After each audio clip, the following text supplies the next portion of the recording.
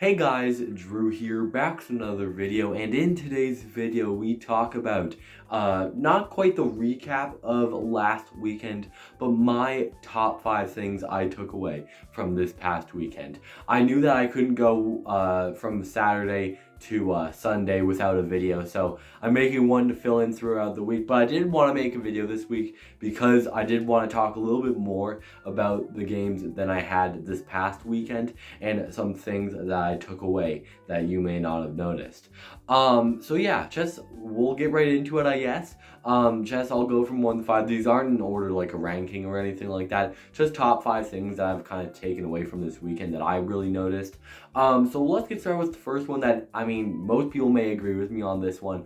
But Excursion Around the Bay works as a goal song. You may disagree. Honestly, when I first heard it play in the Mary Brown Center, in my head I was like, it's all right as a goal song. I found it more as a hype song, but as the night went on and as the regiment scored more and more goals, I did kind of think in my head, I was like, this definitely works. And there is audio recordings of the goal horn on YouTube, so if you want to take a look at that, you could just search up Newfoundland Regiment goal horn 2025-26, and it doesn't sound that bad. Once it actually gets into the actual beats, it's not that bad at all. Honestly, it's probably one of the best goal songs that I've heard here so far.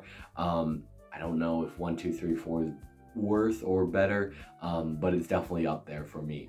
But yeah, I think Excursion Around the Bay as a goal song, it'll work, and hopefully the regiment used it for this entire season, because I knew the Growls were known for switching halfway through the year. I just hope that doesn't happen. They just keep it for the rest of the year, in my opinion at least. And number 2, and another player that a player that I was really impressed by this weekend. I won't call him underrated because he was really noticeable. He scored a pretty historic goal.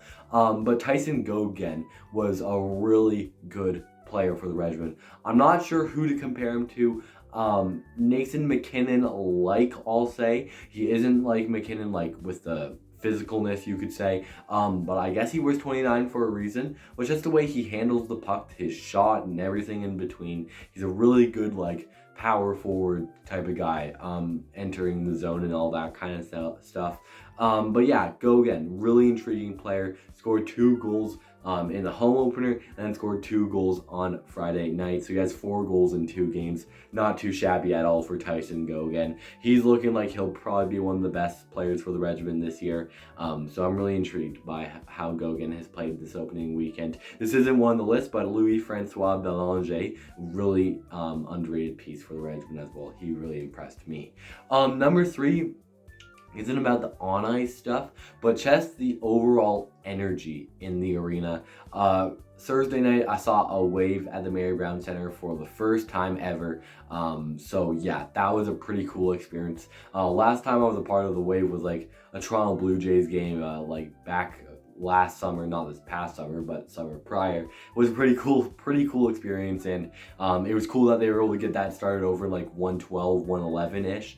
But yeah, they had a wave going across the arena. Not sure if that's ever happened before the Mary Brown Center or not. But yeah, really cool experience on the wave. But also the rally towels, I really thought that was a really cool ad for the regiment. I thought that at least. Most fans didn't use it as a rally towel. I think they more so use it as a souvenir. But hey, that works as well. But after goals, I was definitely waving the rally towel, even though I did have my cowbell with me. But yeah, really cool addition there. So the fans were going that home opener, and the Wiener chance was pretty cool, even though his last name don't think was pronounced Wiener. I think it was Jacoby Weiner. But anyways, really cool goalie chance as well. The fans were getting at it, and I was probably one of them. But besides the point, really cool experience on those first 2 games. I wasn't at the second game, so I did heard there was a pretty cool wave maybe. But yeah, really cool experience in the home opener for me personally, and I'm hoping that we can get crowds like this for the rest of the season, because that would be really fun. And number 4 that I had noted down is the future of this team. Obviously, we are looking to have a really strong year, but I did notice there was a bit of connection with the guys, you could say.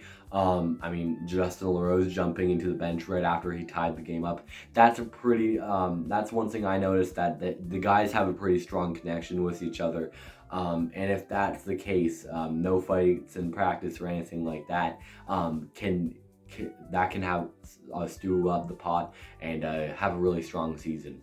I don't know if we'll make the finals. I'm rooting for it, don't get me wrong.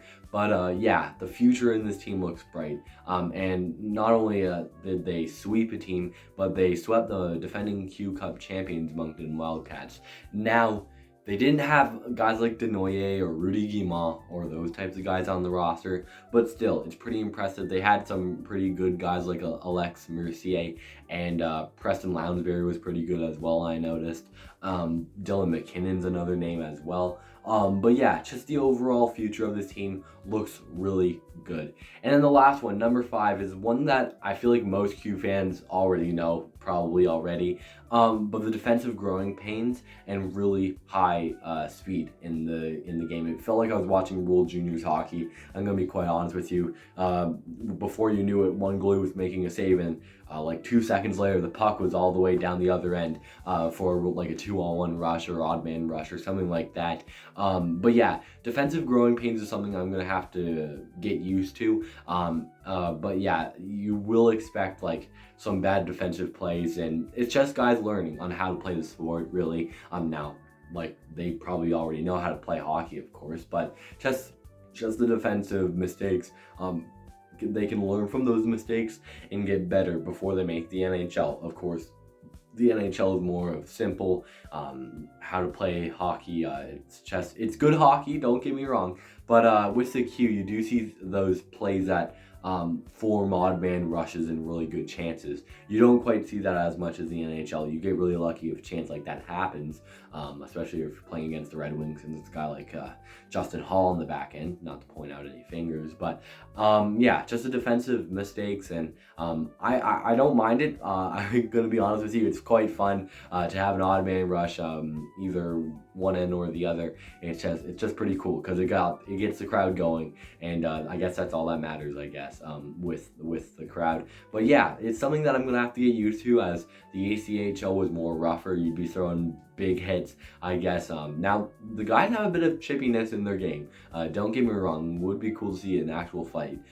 Massive Saint Gilles had a bit of a scrum, but not too big. But yeah, would be pretty cool to see a bit of physicalness. But yeah, that's pretty much it for today's video, guys. I hope you enjoyed it. Just a little bit of content for you guys for the week, regiment related. But yeah, that's it for today's video, guys. I hope you enjoyed it. If you do like this video, you can subscribe if you really liked it. We're on the road to 300 subscribers, so if you can hit that subscribe button down below, I would truly appreciate it. So yeah, next recap will be Sunday, I believe, as the regiment take on the Charlottetown Islanders. I won't be at the game Saturday. We'll be calling the Nissan Growlers U18 AAA, but I will be there for Sunday's game. So Sunday's recap, you do expect a more of in-depth analysis of the game. Now, not saying don't watch Saturday's game, because I will definitely have that out there for you guys, and try to do the best I can in that. But yeah, just some content coming your way this weekend, just letting you know. But yeah, we're on the road to 400 subscribers, so if you haven't hit the subscribe button already, I would truly appreciate it. But yeah, that's it for today's video, guys, and I'll talk to you all again soon.